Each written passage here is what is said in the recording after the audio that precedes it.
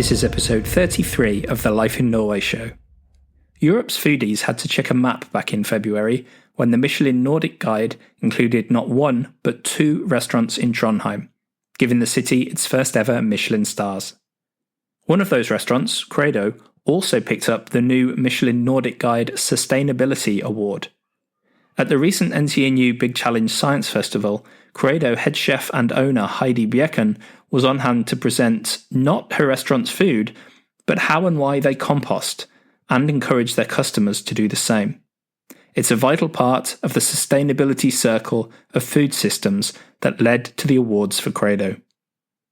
Heidi and one of her colleagues from a local farm took time out of their busy day to talk to me about the awards and what it's like working with sustainable food in Norway. You can find out more information on today's show on the show notes page at lifeinnorway.net/podcast. Just look for episode 33. Happy listening.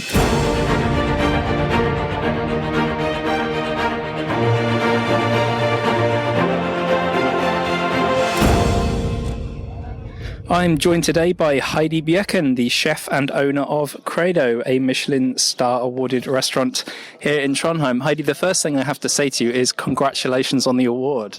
Thank you so much. It's a pleasure. Could you tell us a little bit about what it felt like when, the name was read out at the award ceremony? What did it mean to you personally? Like the Sustainable Award? Yeah, that was like a big surprise. I didn't know they're supposed to have an award like that. So that was the biggest, it was a really surprise. I'm so happy. It's good for our work and especially for the farmers and producers around Credo. It must be a career highlight to win the Sustainability Award and to be awarded a Michelin star. So looking back to your upbringing or whenever it was, when did you first get that spark that you wanted to own a restaurant and work in food? Actually, I never had that. So it's just happened. And when you get into it, you will, I'm like curious person. So I would always like to know more and more and more and more. And that's how it works. And with the new Credo, when we moved, I felt it was like the place where we can really show what we was working with and what I would like to tell. Because I'm really concerned that we should take more care about our world or the soil and the earth. You mentioned earlier the team at Credo, and the award is not so much for yourself, it's for them and everyone that works within the Credo supply chain. Could you talk a little bit then about why Credo has won the Sustainability Award? What makes you different from other swanky restaurants in Scandinavia? Actually, I don't know. You should ask the Michelin guide. But I think it's something about collaboration with the farmers and also with the young people who is working at Credo. The average age is 22 years when we received the star and 23 at the moment. So we're quite a young team. And that includes me, who's 49. So you can imagine it's a young team. What sort of dishes are you serving up at Credo? We are inspired of traditional dishes from this part of Norway, but we also create the dishes from the food waste, not the food waste, but the things we use the whole animal, we use all of the bread, the grains, so we try to use everything, no waste at all. That's interesting. So if you have a cow or a reindeer, you try and use every part of the animal. The same with grains, and so you are actually reducing the amount of waste you're creating in the restaurant. But then with that waste, you're doing some interesting things with composting. Could you tell us a little bit about that? Yeah, the thing we get, the waste we make soil of, and I think that's quite interesting as well. We have done that for 3 years, so actually everything we grow inside Credo now is soil we have made ourselves, and that's I think that's a good sign for everybody, and we try to inspire our guests to also try to make soil. Now, we're speaking today at the NTNU Big Challenge Science Festival. Now, when I learned that the Michelin star chef was going to be doing a workshop or at least manning a stand here, I assumed there would be, cooking lessons or something like that. But you're actually here sharing your knowledge about composting. Can you tell us a little bit more about what you're doing here this week? No, we're showing how easily you can do compost and how everybody can do it at home. Different techniques. This we have at this place. We have hot compost, but we also use bokashi, which is more common for people in flats. What sort of a response have you had so far from the public? So far, it's been really good, and people are really inspired to make soil. I think it's quite easy to feel together to try to do better world. Now, shortly I'll be speaking to your colleague here at the stand from Skjoldberg Søndre farm in Orkdal, nearby Trondheim. Could you tell us a little bit about the relationship you have with the farm and why that's important for your business? I think for us it couldn't be that kind of restaurant without the farmers. I think they are like the heart in the restaurant. So we try to bring the the farm into the restaurant, and we also bring the restaurant out to the farm. So it's a really good relationship.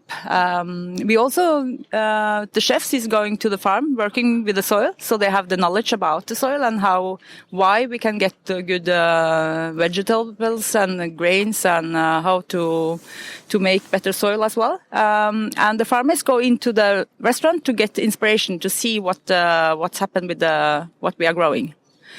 So I think that's really good for all people, and we are like a bigger community. The Trondheim, well, not just Trondheim, Trøndelag food scene. So the food scene here in central Norway is getting a lot of attention at the moment, and a lot of that's due to the quality of the ingredients that are available, or the source material that is available across the region. What's your view on the specific items that are really, really good quality, and why?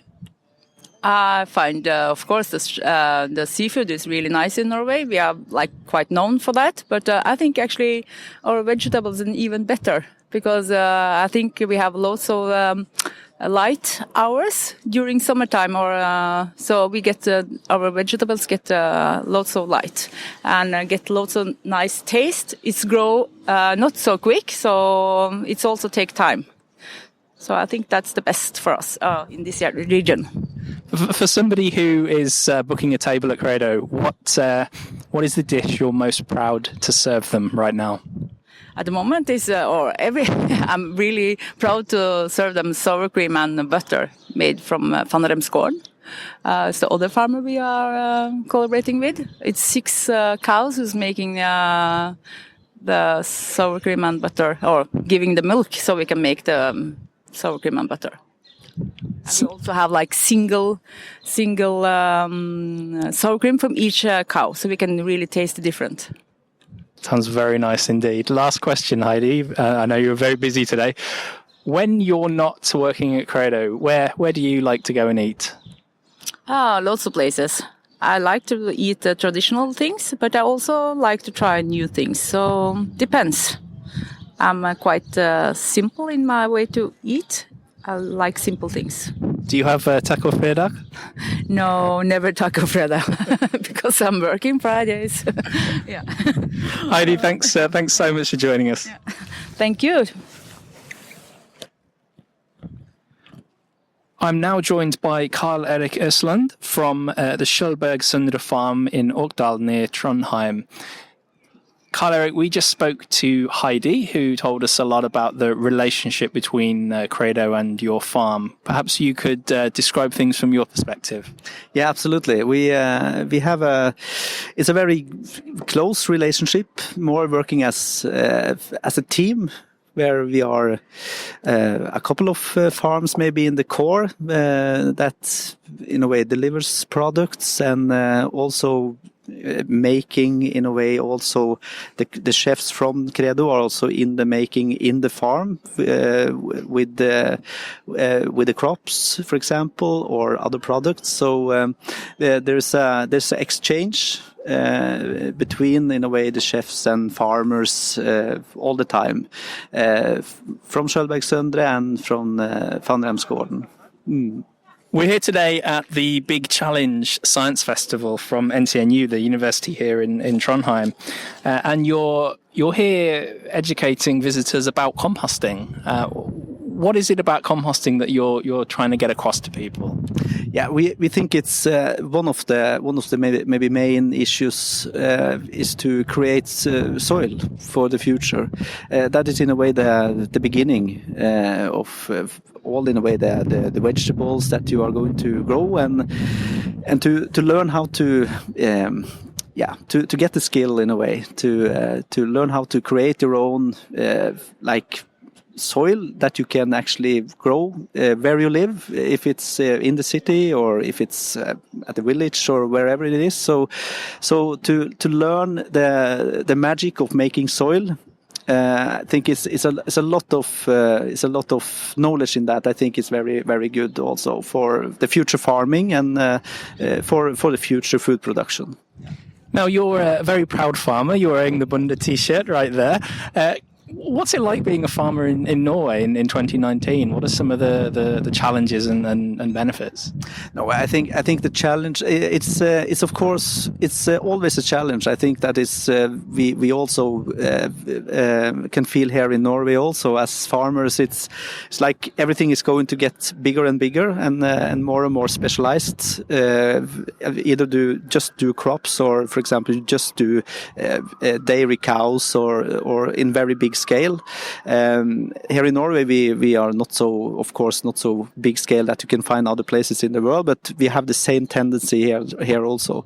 So to find other ways to cooperate, to find other ways to exchange knowledge, and also to cooperate in the regional area. I think that is something for the future also, how we cooperate. Excellent. When Credo were awarded the Michelin star and the sustainability award, Heidi's already said it wasn't about her, it was about the team. That must have meant something to you as the farmers who helped Credo at the beginning and the end of their cycle. Yeah, absolutely. We, Heidi, always, in a way, we are, it's so nice all the time, because we always talk about the team that we do together, and Heidi is an expert too, in a way, always invite in a way the team feeling all the time when something like that also happens. Of course, we are extremely proud together with the whole Credo team that we also, in a way, to show circle farming, to show building of soil, the growing system that we do outside Credo, that we also, in a way, together with the Credo team could feel also very proud to be a part of that sustainable award. That was absolutely beautiful. Okay, that's great, Karl-Erik. Thanks so much for joining us today. Thank you.